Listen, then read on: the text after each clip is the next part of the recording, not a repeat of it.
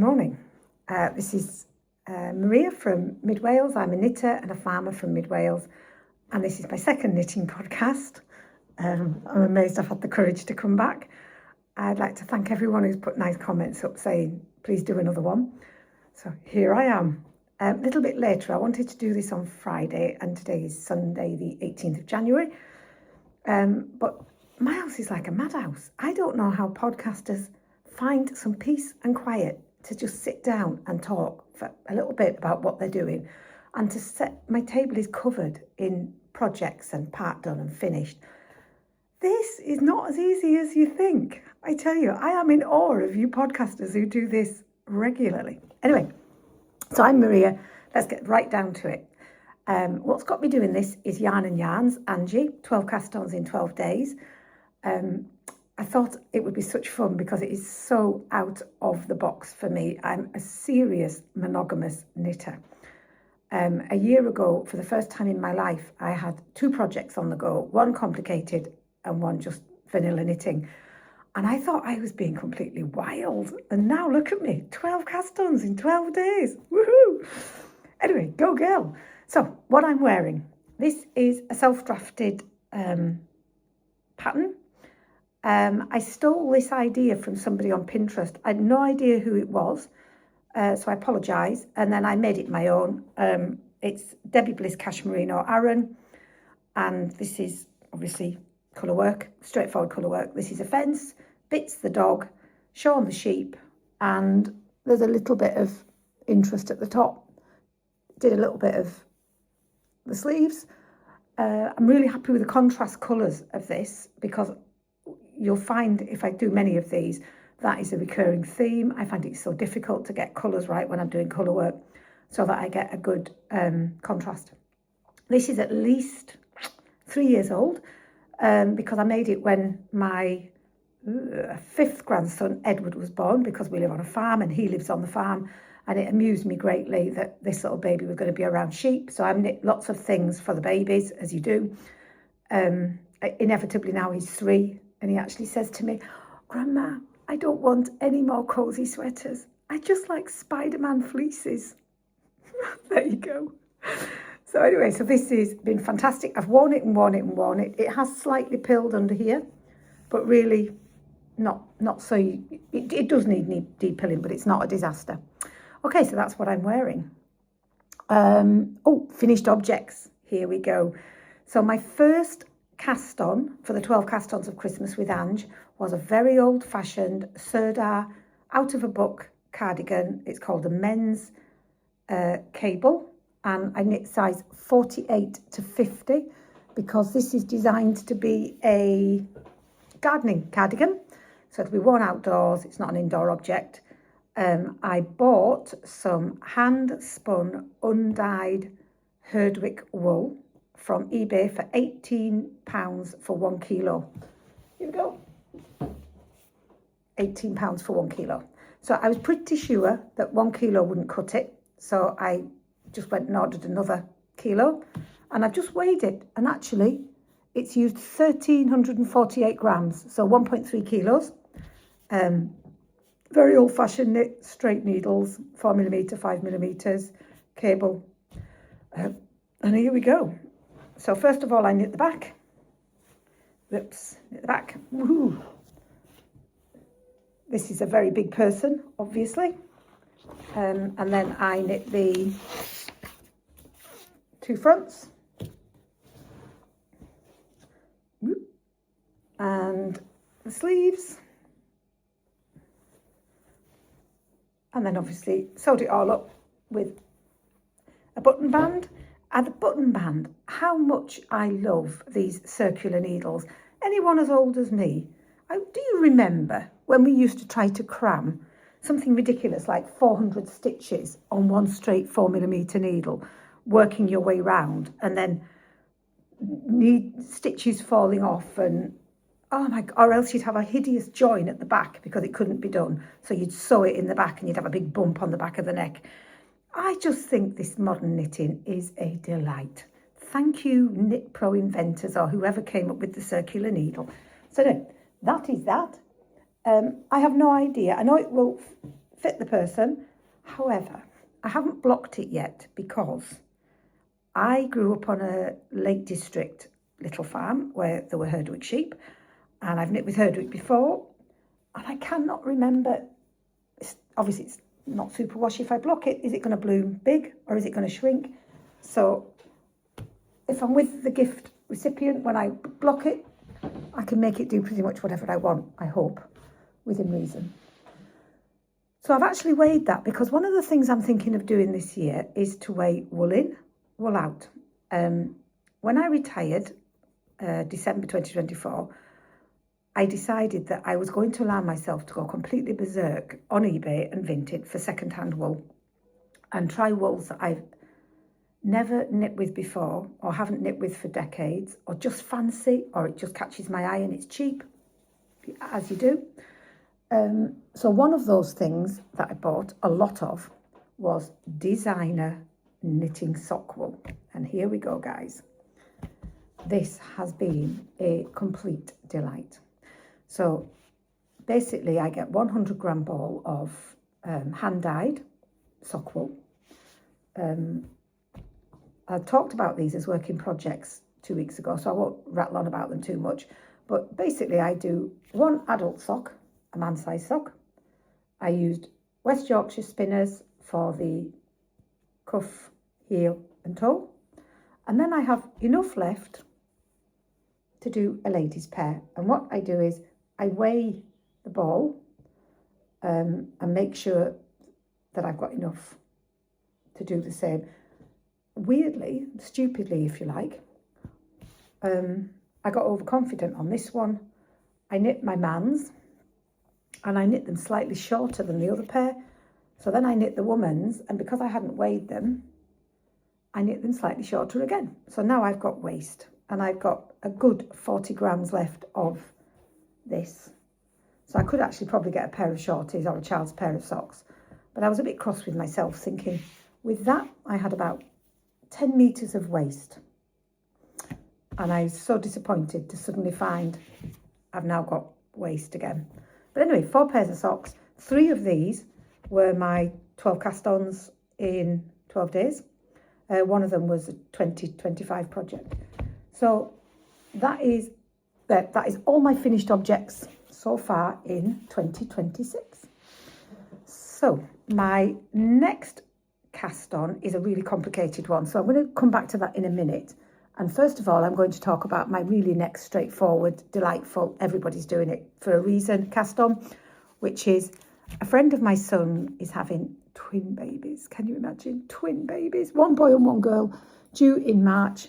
So I decided to knit them a pair of Musselburgh hats because these babies are going to be outside all the time. And I think these Musselburgh hats are fantastic because they keep their ears super, super warm. So I bought this wool last year on eBay. It is Clec Heaton, Click Clack Merino Bambino 4-ply. Now I've already knit out of this for a lovely girl who goes to the gym, a test knit for a pair of baby leggings, a bear top with little ears sewn on, curled down, and a little bear's face. It's really cute. And a Musselburgh hat, all in matching red. And I still had 2 balls left. So I'm going to have left, after I've done the 2 Musselburghs, probably enough to do 2 pairs of matching red baby socks as well. But I'll do them as not as the 12 cast-ons in the 12 days. So I've got one of these Musselburghs cast on. I want them to be exactly matching, so I'm going to use the same needles. And I've got a real mixture of old needles, new needles, different makes. And I'm finding that actually these 4mm, 3.75mm needles, they're not all the same. So I'm using the same needles. So I've got to finish that Musselburgh sometime this week. Then I'll cast on the next Musselburgh, exactly the same needles, exactly the same thing. And then that'll be done. And I'll block them. I've not blocked the socks. I've not blocked the Aran. There's a pattern here. I've not blocked the Aran cardigan, but I will block these and get them gift wrapped and probably put them with something beautiful for Next. My friend at the gym, I was strolling through Next as you do with my friend, having a day out. We have lunch with ladies who lunch. We're both retired ladies. And my friend's just had her hip done. So it's slowed our shopping down. We're not covering ground at the same speed, you know, but she's coming on fantastic. Anyway, so anyway, next I got three on a hanger, baby grows. £8. I mean, when my babies were little, it was like a week's wages to buy baby grows. I love this modern world. It's just great. Anyway, so that's that. Okay, test knit. Why did I take this on? I don't know, because I'm nuts. I have always been a huge fan of Eleanor Mortensen. I mean, I look at her colourwork sweaters and think, these people are geniuses. They come up with these patterns. They use different wools. They put different wools together. Wow. So I signed up for it. And, you know, it turns out there was a gap. And I should have smelt a rat because there was a gap in a size which was one of the popular sizes. So I don't know if you'll be able to see it there. It's not a secret pattern, so I can share it with you. It's called the Buck Shawn sweater. I think it's actually called the Buck Thorn sweater, or Sea Buck Thorn sweater. Apparently Ellen has had awful trouble with auto spell correct, and she's German, so everything gets translated. But if you look, the colour work here is three-dimensional. You've got these bubbles, and the other colour work is effectively looks like it's embroidery. So how hard can it be? How hard can it be? So I set off the first time. I used wool from Stash, and this is on 3.75mm needles. So I used wool which would give me the right gauge, and it was horrific. There were just holes everywhere because there's lace work in this. There's slip stitches everywhere. There's yarn overs and there's bobbles. It looked horrendous. So I decided to bite the bullet, ripped it all out, cast it on again. Still not happy, didn't like the fabric. I'd done about 2 inches there of the bobbles, ripped it all out. Third go, decided I'd got some fabric I quite liked, ripped it all out, made a mistake, hadn't put a lifeline in. Fourth go, here we go. Fourth go, I had to wait a fortnight for the wool to come. I ordered it on Christmas Day. Well, not a fortnight, a week, something like that. So I ordered wool, I bit the bullet, I bought brand new wool. This wool came from Denmark. It is Hurtigarn, I think is how you say it, wool silk, 75 organic lamb's wool and 25% silk. Now this is my main colour, and then I got 2 contrasting colours, that one for the twigs and this one for the bobbles. However, the contrast, when I knit this up, my third go, had to be ripped out because I held these 2 double and they just got lost. I don't know if you can see it on the phone, because in real life this contrast looks quite good. When I knit it up, there was no contrast. It was very, very bad. So I had a debate. I went into Stash and I was still getting holes even with this held double because it's a thin wool. And I bought this for nearly nothing, Tipo mohair. My plan had been to hold it with some Plotalopi for a project, and I bought it just because it was cheap, as you do. Anyway, so I'm holding this double with my main, which is the green, and I thought, I don't know whether this will work or not, but whatever, we'll give it a whirl. I'm then holding 2 brown as contrast number 1, 2 orange as contrast number 2 for the bobbles. And this is the fabric I am getting. So there's the neck, there's your twig going up, and then you've got your bobbles. Now, at some point, I'm going to have to pull all these bobbles forward because they are a bit inclined to sink back into the fabric. After doing 30 rows of this, each row takes me approximately an hour. I suddenly thought, this would be much easier if I put stitch markers in. And it's good I did, because on row 31, there was a bit of an issue. I'm testing this pattern. There was a bit of an issue with the pattern. So I got in touch with Eleanor. I was absolutely not the first person to notice it. She's doing a correction. But it meant that it was really easy for me to just dink back that 17 stitches. And funnily enough, nobody's told me a fix, but everybody seems to have worked out a fix. So, yeah, good to go. I think I'm now done 34 rows. Took me 6 hours to do 3 rows yesterday. This is most definitely a slow knit. However, I've only got 6 or 7 more rows of the yoke to do, and then I will be rattling just with my lovely 2 colours held together down the body, which will be great. Joking, I'm so thick. I bought 7 of these balls and I didn't think I'd have enough. I'm still on ball number 1. Yes, not very bright. And I thought I'd done the calculations, and got it all worked out.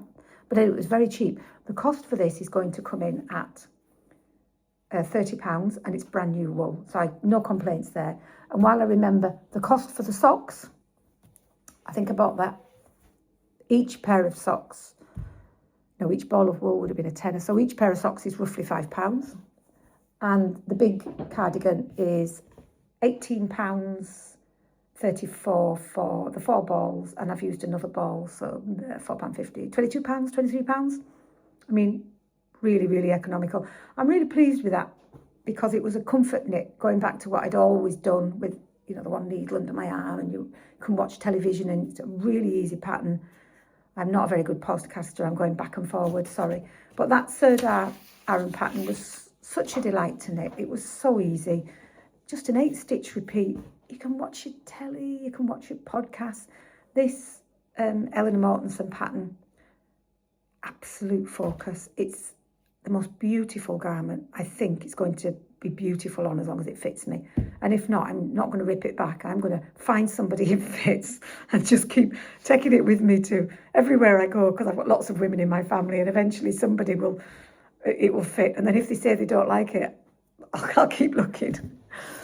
So what's next on my life? Oh, yes, that's my 2 work in progresses. Now I should have 3 more. I've got 3 more cast-ons to do for the 12 cast-ons in 12 days.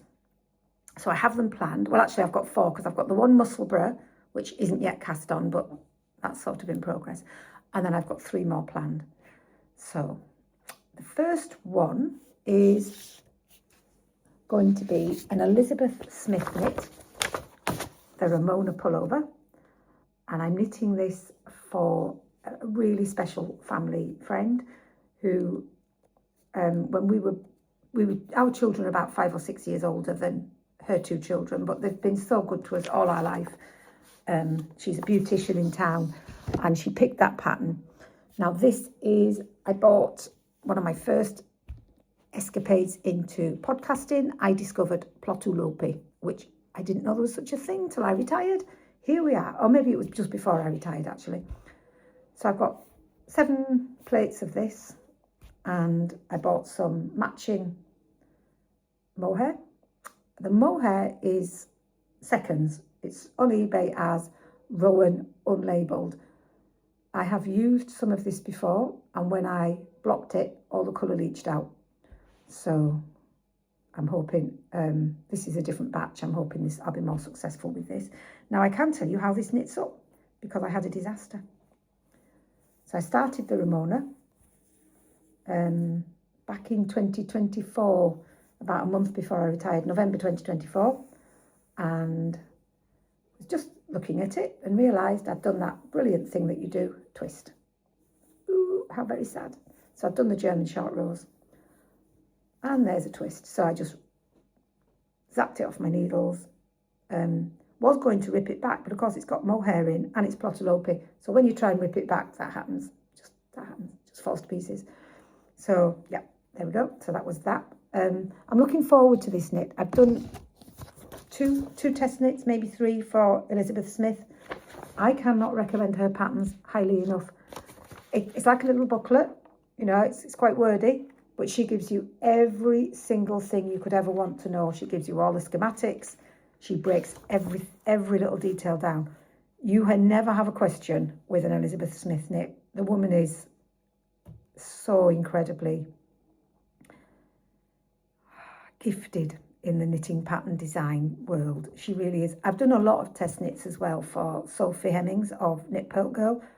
Similar, another girl who really truly understands what a knitter might be wondering about, might have an issue about. These 2 girls are both amazing.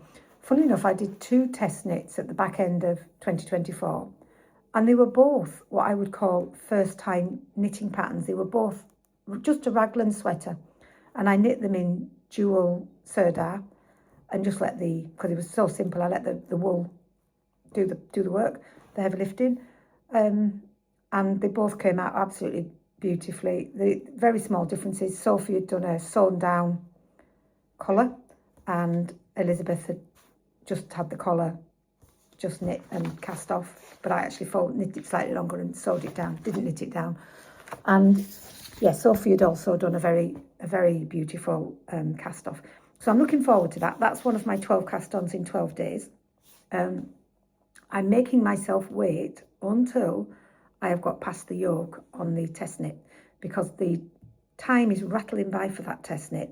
It's got to be done by the 26th of January, I think. And I came to it quite late.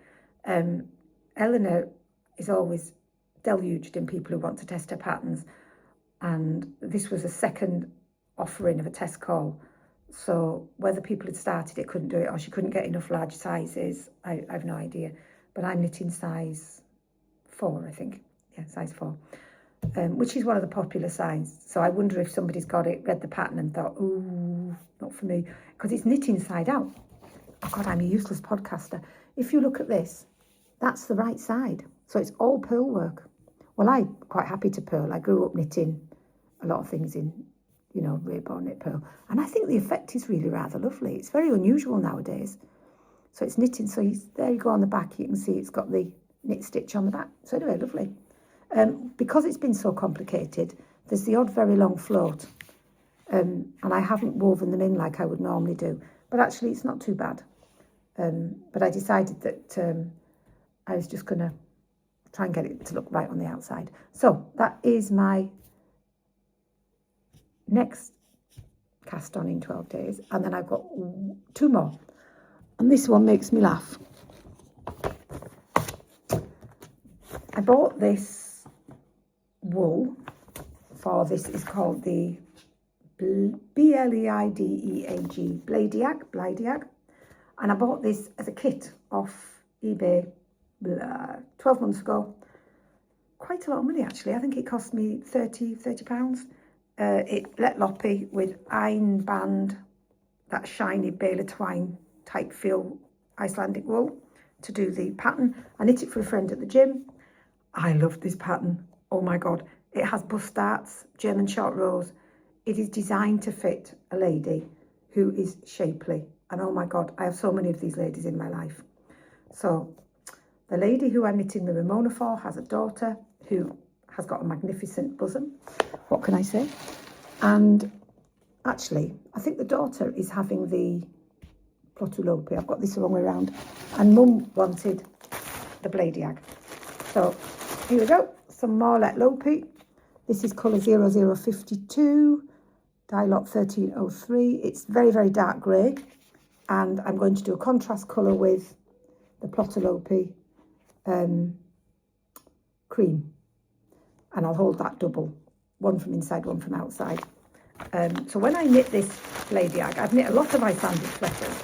Sorry for the rustle. But I have never before knit one with bust darts and German short rows. So it really was incredible. Now, when I knit it, I had no idea who Isolde Teague was. I didn't know she'd done Musselburgh. I didn't know she was a famous designer. I just thought, well, that's a pretty yoke. That's cheap, 30 quid for a sweater. I'll buy it. What a knit it was. The options you have got in this pattern are mind-blowing. You have got all kinds of options. She makes recommendations for whether you've got a C, D, E, F, G, H cup or don't want any bust darts. Absolutely stunning. Really stunning, stunning pattern. 3 different charts of the drawn charts for the yoke, which just makes it so much easier than having all these different start points where it's so easy to go wrong when you've got lots and lots of different starts. It's worked bottom up, which again, being an old-fashioned knitter, I've done a lot of bottom up. I'm starting to really enjoy the top down, but I still instinctively, I'm drawn to the bottom up. So that is Musselburgh, one of the 12 cast-ons to do, the Ramona, the Bladiag, and then I've got one more, and that is going to be out of my lovely book that I rather naughtily also bought from eBay. Icelandic Knits. What a book. I love this book. So last year I did a whole load of patterns for a wedding party, and I knit, there it is. I've lost track of these. I knit 2, 4, 5, 6, 7 of these adult size sweaters in Alafoss Loppy, but 8, because some of them were knitting Gefjun and some of them were knitting Alafoss Loppy. A very kind gentleman that I bought some Gefjun off to start this project said would I knit him one, and I agreed to knit him one. He actually got the nicest colour, he got navy blue, as long as he wanted to pay me, and I said I'd rather have wool. So he sent me all this Gefjun wool, which I then used to knit up.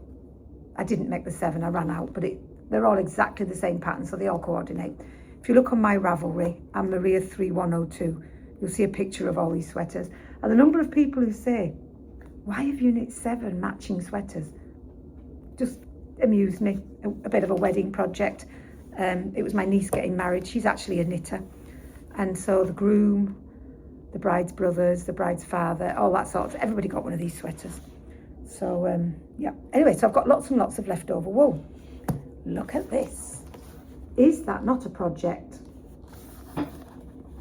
for leftover wool?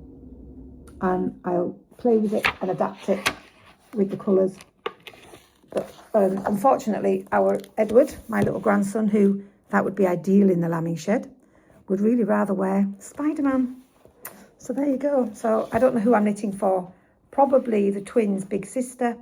My son's got another friend who's got a little boy who's 5 and a little girl, and they're always outside as well. What I find with these Icelandic woolen things is I always knit them an inch longer, because farm children are always bending over. They're always feeding something or trying to pick something up, and their backs get cold. So we've now got these amazing waterproof all-in-one kits, and once they're in them, it keeps the wind off them. They're brilliant, but they still get these little cold back strips.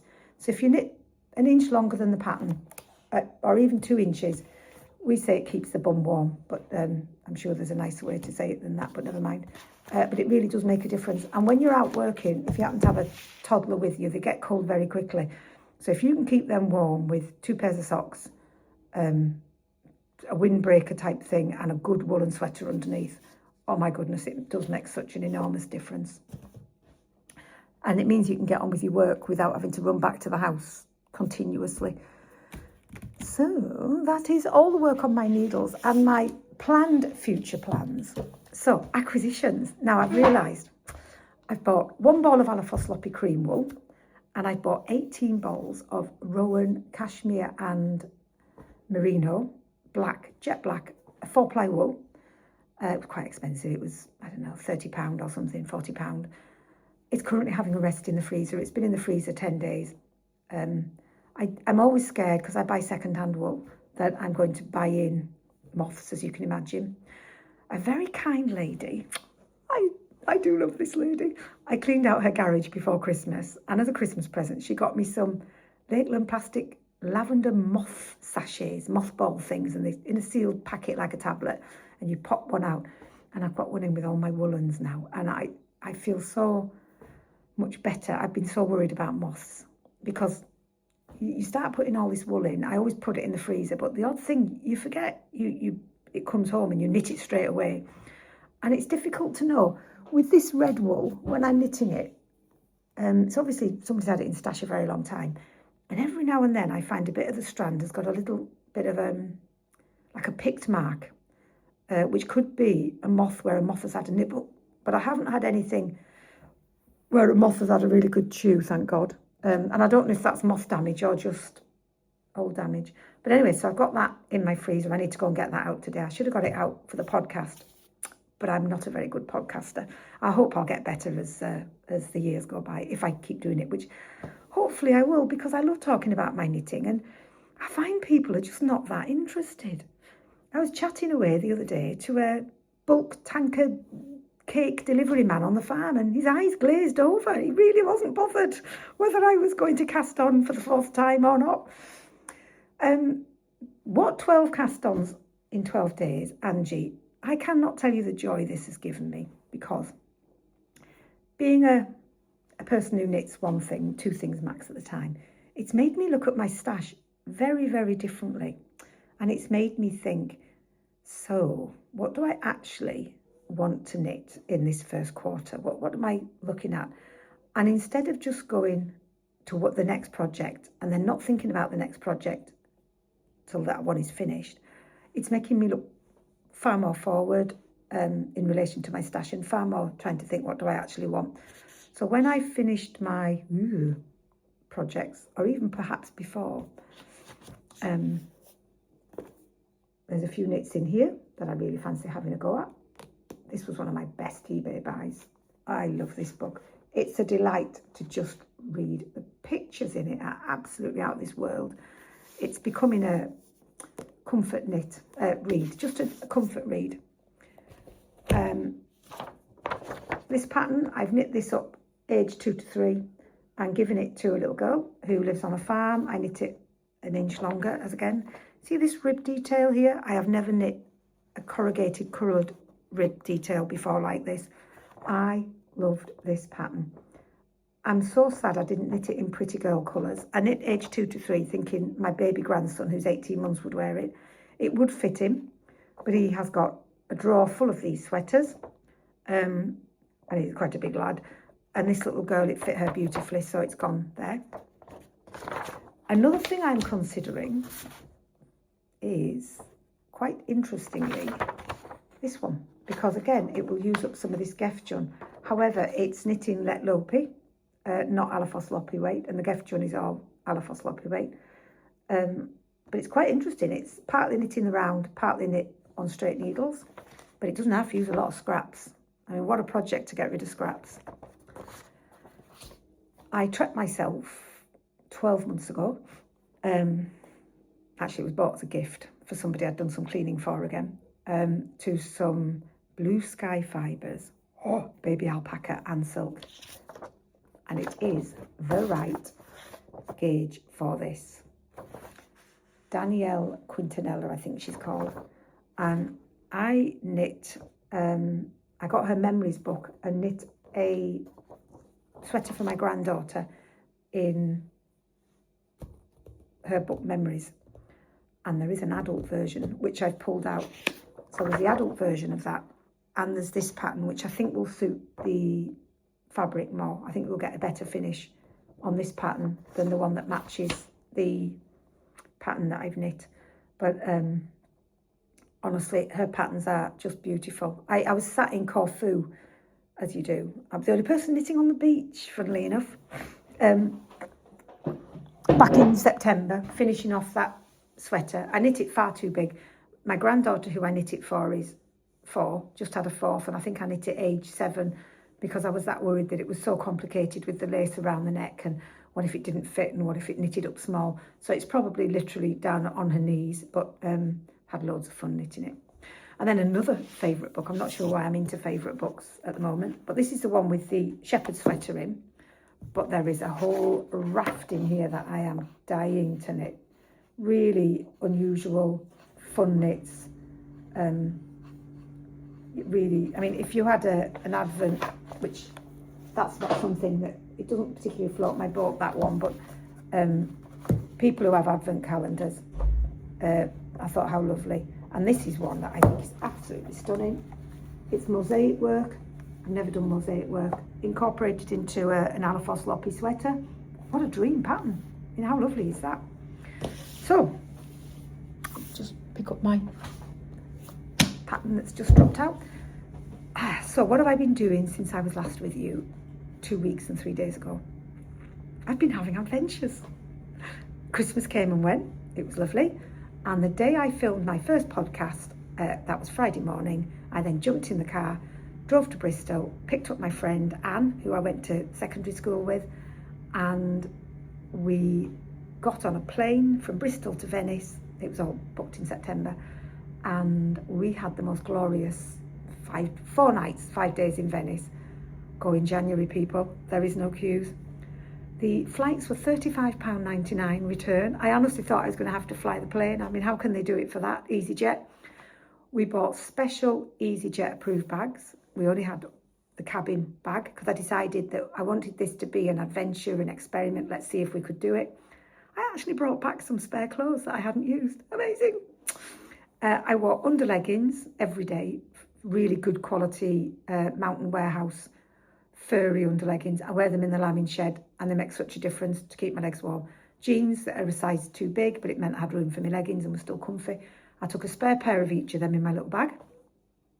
And I wore a jumper and a fleece and, oh yeah, I had a disaster. I'll come to that in a minute.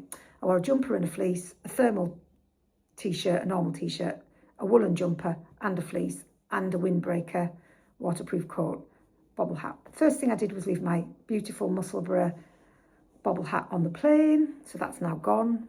So I had to buy a new bobble hat. I bought a hat that she said was super warm. Turns out it was Angora. I spent the whole 5 days doing this. Drove me absolutely insane. Oh God, I was so glad. I gave it to my friend Anne. As we came home, I went, you can have that. It drove me deranged. Turns out I'm allergic to Angora. Anne grew up with rabbits, so she's probably fine. And anyway, it was absolutely wonderful. In the top of my little bag, I stuck in my sock project, and I was on the first of these. By the time I came home, I'd nearly finished the second pair. I'd finished the first pair, nearly finished the second pair. So again, I was the only person knitting in Venice. But what can I say? It was so easy. We got to Venice Airport. You just walk through the airport, get on this boat that took us straight to St. Mark's Square. Our hotel, because it was January, I think there was one day there was 2 of us down for breakfast. One day there was just myself and Anne. Another day there were 3 couples down, including us, down for breakfast. It was stunning. It was all less than half price because it was out of season. There was no crowds anywhere. We walked everywhere. It was absolutely beautiful. My big mate, who's had a hip done, would normally have come with me.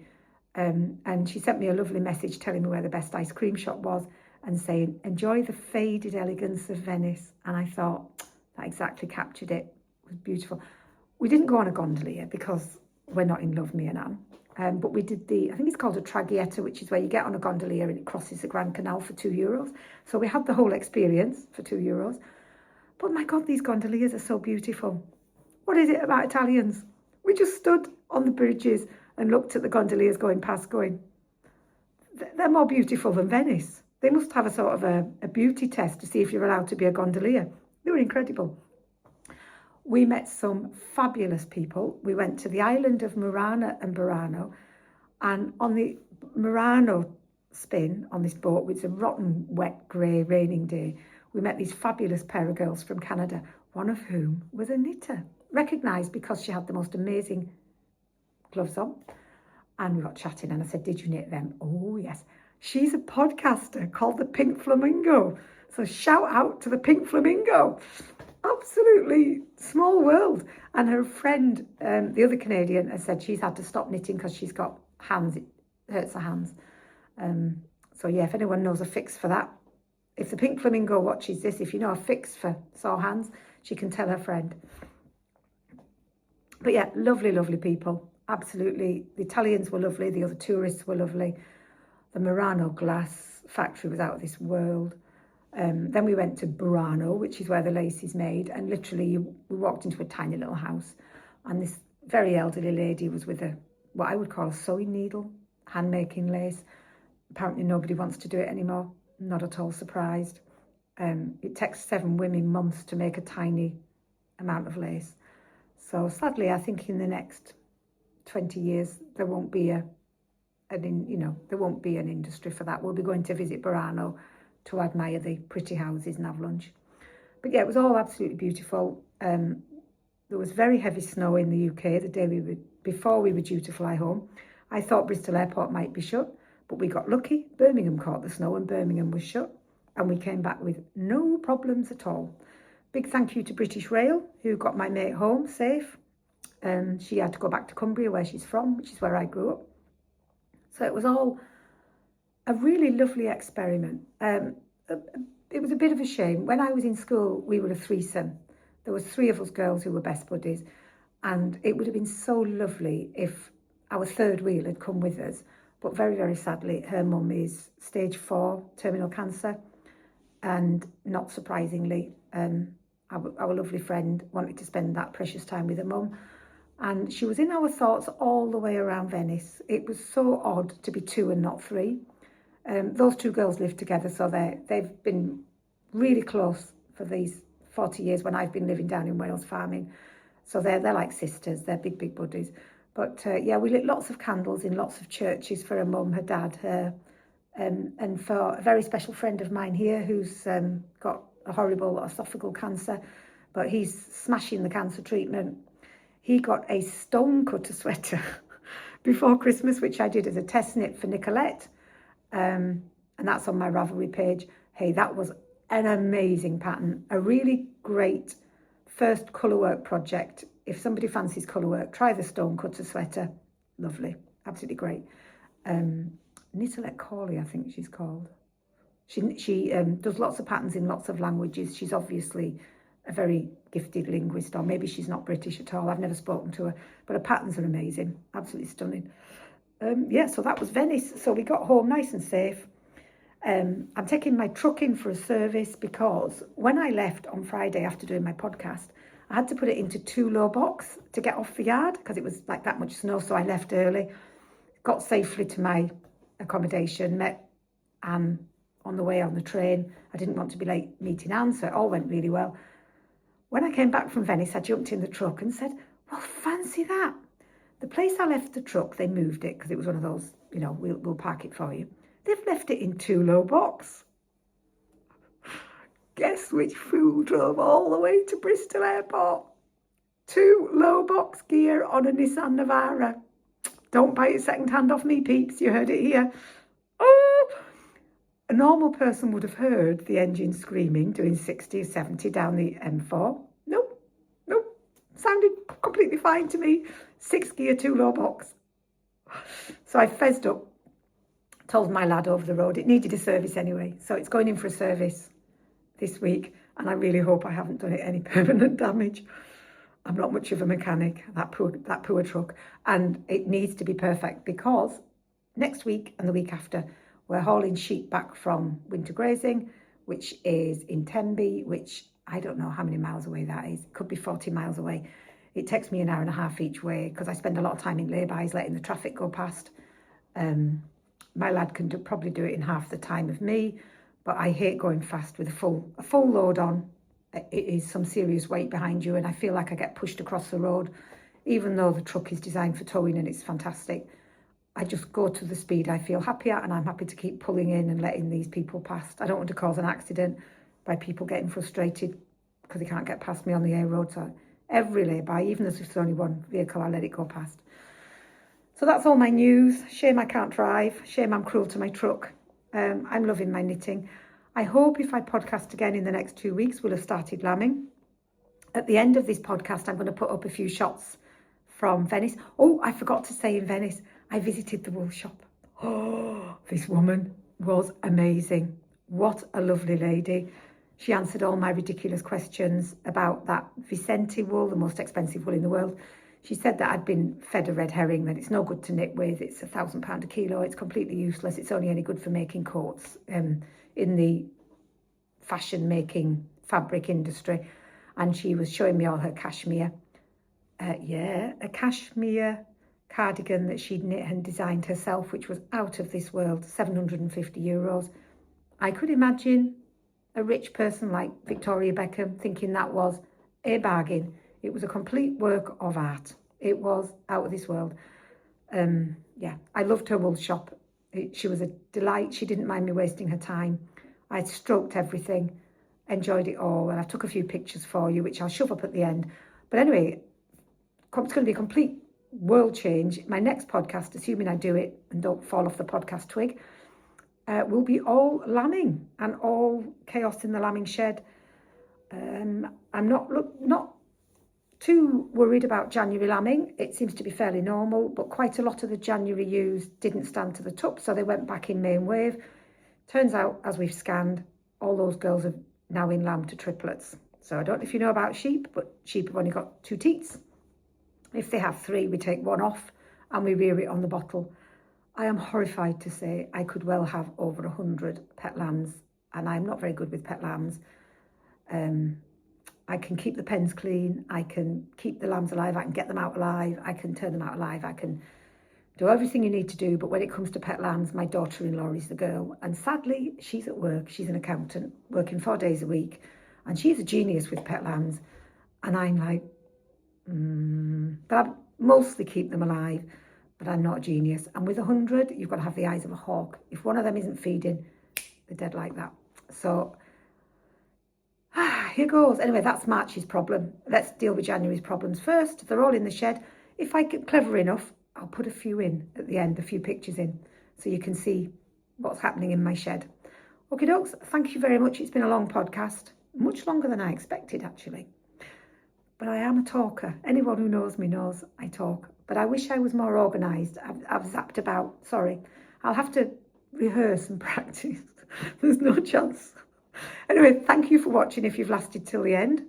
Thank you, Angie, from Yarns and Yarns, for introducing me to the 12 cast-ons.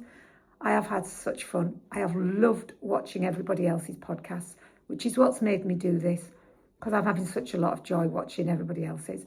Thank you. Stay well, everybody. See you again, hopefully. Bye-bye.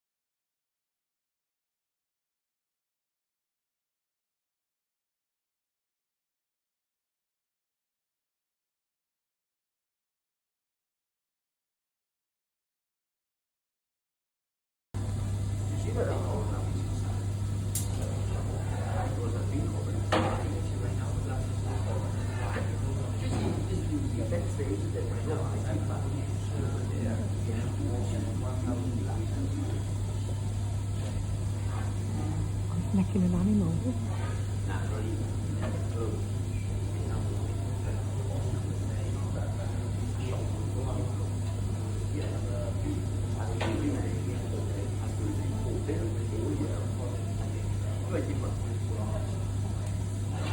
Oh.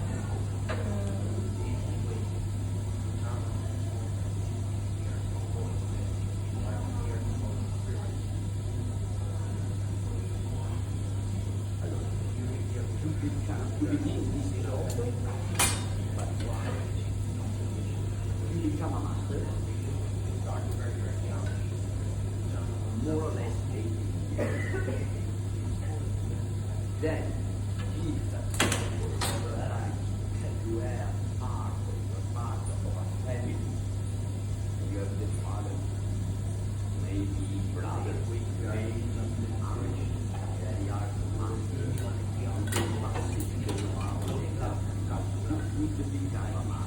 Looks easy, huh? You want to try? No?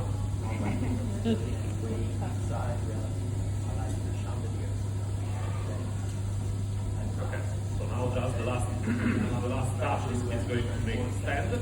So it's like a Ferrari course, a racing course, okay? Alright, and there we go. Okay, how do we say bravo? Okay? So, that's an example about how we scout the glass. Again, of course, I can show you a giant scout through, okay? Because I know that we don't have a lot of time here to have it out, but you still can see how in a minute,